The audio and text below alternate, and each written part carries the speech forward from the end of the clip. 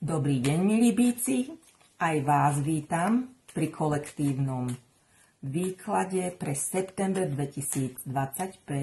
Začneme ako vždy oblasťou zdravia. Zdravie v septembri.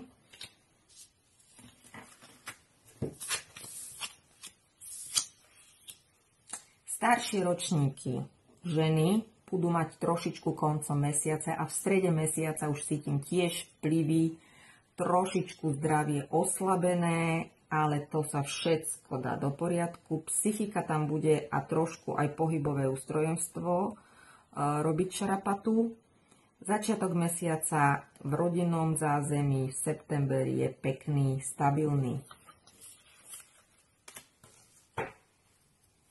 Ako na tom bude práca a kariéra v mesiaci september, milí bíci? Sa dozvieme práve teraz.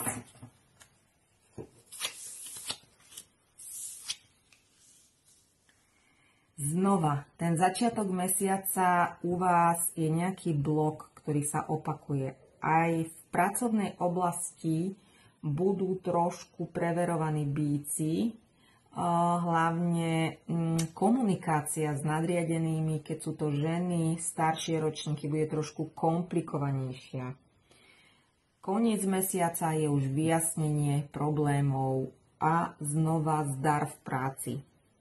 Hlavne tie nové projekty a niečo nové sa bude ťažko rodiť v tomto mesiaci. Ako bude na tom láska a vaše vzťahy, milí bíci, v septembri?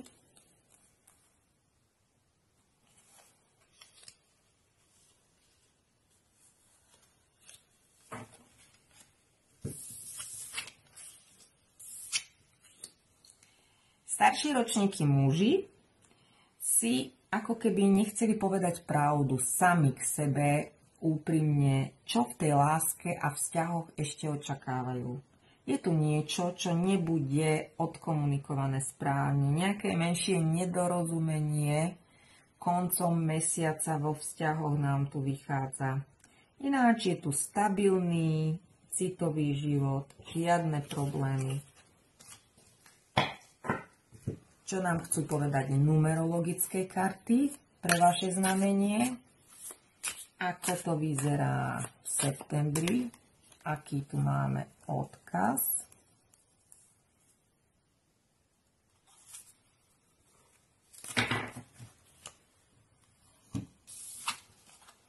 Osmička je vaša karta numerologická a to je vyrovnanosť, čiže harmónia. Máte sa zharmonizovať.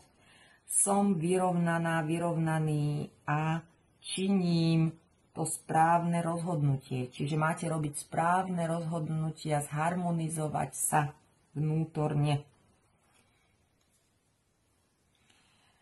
Pozrieme sa aj pre vaše znamenie. Otočilo sa nám tu krásne ESO červené. Ako bude na tom zdravie, ktoré čakry sú oslabené, ktoré orgány nám nefungujú ako by mali v tomto mesiaci. Milí bíci. Takže vy si máte, hlavne mladšie ročníky, dať do poriadku citový život.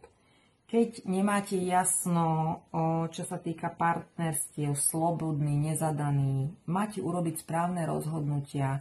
Na dvoch stoličkách sa sedieť nedá, milí bíci. Je tu rozhodnutie, ktoré bolo doteraz robené len kvôli sexu, naplneniu túžob. Máte sa rozhodnúť srdiečkom. To je odkaz. A vlastne tá druhá čakra je oslabená a máte si dať citový život do poriadku. Keď sa vám toto videjko páčilo, poprosím vás o like, o zdieľanie alebo o odber môjho kanála. Veľmi sa na to teším, želám vám ešte krásne septembrové dni, slnečné, Všetko dobré.